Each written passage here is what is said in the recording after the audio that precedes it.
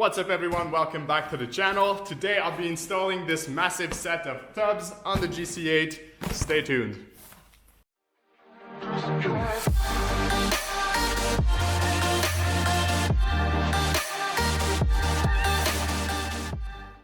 Tubbing is not a difficult process. All you're doing is basically replacing your factory wheel wells with a bigger version of it. So I'll be cutting all this stuff out and then replacing it with new metal from approximately here all the way to down here. You can extend it all the way to your headlights or less if you need to, depending on what your application is. But what that does is it allows you to run bigger, beefier tires and get full travel out of your suspension without ever hitting the wheel wells.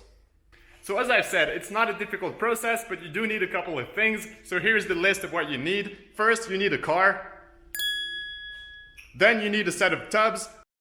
I got mine at MrMudguard.com. They're 26-inch diameter and they cost me about 150 bucks. Next, you need the cutting tool of your choice. And finally, a competent welder. That one's optional though. So first step, as always, clean up the engine bay and make sure that nothing gets in the way. So that thing has to go, this thing as well. On this side we have the ABS pump, but it's staying right there. So my tub will go from up here all the way to down there as far as it can up to the pump. So not much going on this side, but definitely a little bit of cleanup on that side required.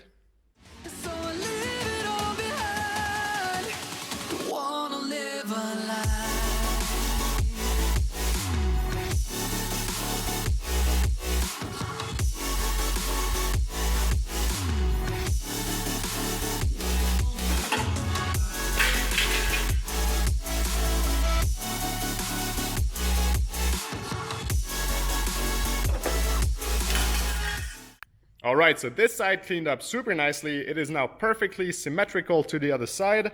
On this side I removed the pump just to get access to the seams and make sure it's all cleaned. Now that's a perfect base to start fitting the tubs. So the next thing to do is to grab this, cut it in half and start fitting it on both sides.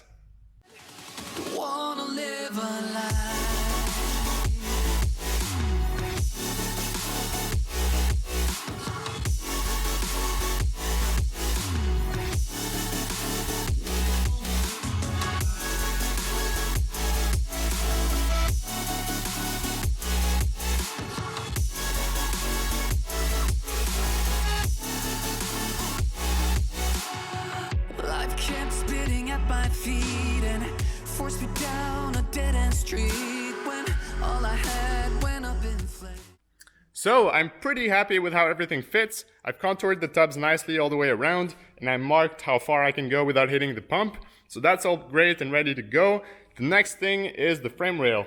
What I've seen people do is they put huge tubs on these cars, basically from the top of the strut tower all the way to the headlight, and they leave this frame intact. So that's completely stupid because the wheel will come up and hit the frame rail right there. So tubbing all the way to the top here makes absolutely no sense.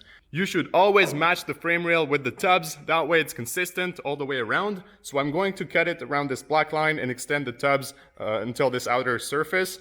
Now, before you all say that's crazy, you shouldn't do this, and the rigidity of the car and all that stuff, I know, but that's okay to do on a car that has a full welded roll cage that goes all the way to the front strut towers, and as long as you're putting real strong tubs. These things are about twice as thick as normal metal that Subaru uses, so this is super strong, and with the support in the back here from the roll cage, this stuff is not going anywhere. So if anything, I'm actually rigidifying this part of the chassis with the tubs. So taking a little bit away here isn't going to do anything. So let's get to cutting.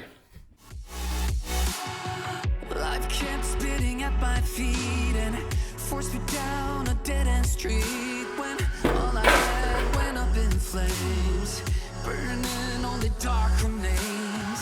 I cover up every part of my skin, oh, 'cause I don't like the person within, oh, I know I'm the one to blame. All I can... So I just got done cutting and that's what I'm left with. Two massive holes that look kind of scary, but they're not that bad. You can see the frame rail there. And I went ahead and cleaned up the underside just to make it nice and easy to work with and so it doesn't catch on fire again. Now, one thing I want to address is this pinch weld. So you can see this part is still here, and then the top part is gone because it used to be flat, and you need to cut it out to make room for the tubs. So now I've got a big hole or small hole in my frame rail that needs to be welded shut. Same with the top of the crease here. This is still welded, but it's not completely watertight. So I'm going to weld it just like I did on this side. You can see this is now all one piece. And same with the frame rail down here. That's all nice and flush. So now I can go ahead and put my tubs in here and tack them up. Once that's done, I can attack the frame rail.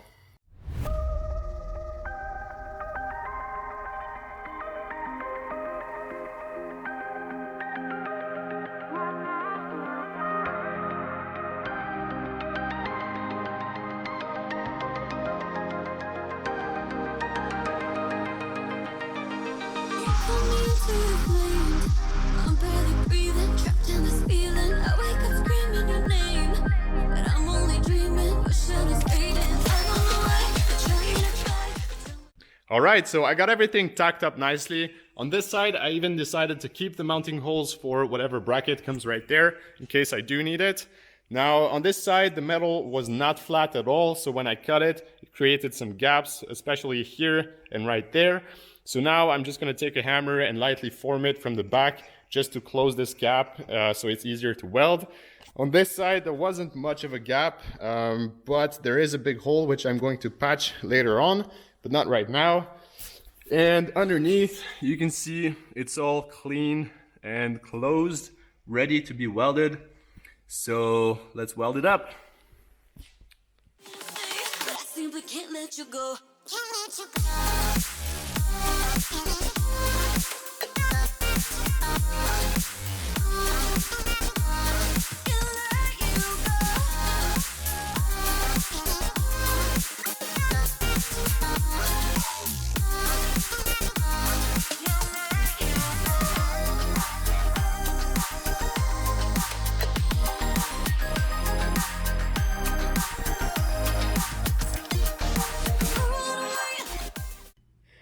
The welding's all done and it turned out pretty good. I did weld it in small chunks, that way I don't put too much heat in the metal and it doesn't warp on me, so that worked out great.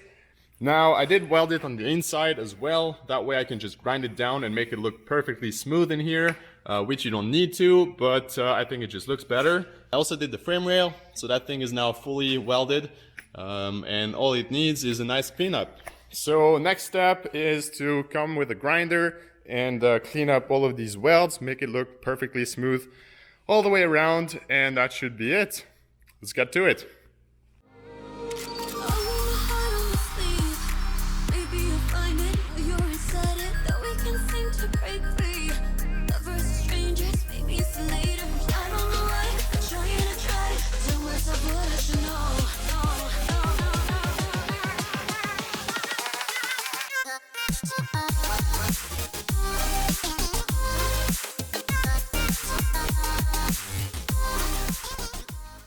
And voila! So that was probably the most tedious process I've had to do in a while. Just cleaning up these edges takes a long time. The bottom side is not that bad, but the front side you want it to look all pretty. So it takes a lot of time to fill up all these areas with enough weld, so you can grind it down and make it really smooth. So it's not 100% there yet, probably just 90%. Still got a few little spots here and there that aren't perfectly smooth, but as far as metal goes, I think that's good enough. And before paint, I'll go ahead and clean them up again and put a coat of some body filler, probably fiberglass reinforced body filler, on top, and grind it down again just to make it perfectly smooth. The other side is just the same. And as far as the inside goes, it's not perfectly smooth either. This side won't be seen, so I'm not worried about it. This edge is quite clean, and the top side is also filled and strong. I'm really digging the looks of those tubs. I think they complement the roll cage super well, and they're actually really aggressive from the front as well, so I can't wait to see them painted. In my opinion, those are the best kinds of mods because they're cheap and they're motorsport inspired, which means that they're functional and they actually look pretty good. So now I've got heaps of room to fit big tires in here. The only thing holding me back would be this back lip here, which I don't know if I have to cut yet. For that, I'll throw the engine back in, put the wheels on, and drop the suspension all the way down. That should tell me if it needs more room or not. So I think for now, that's another job ticked off the list.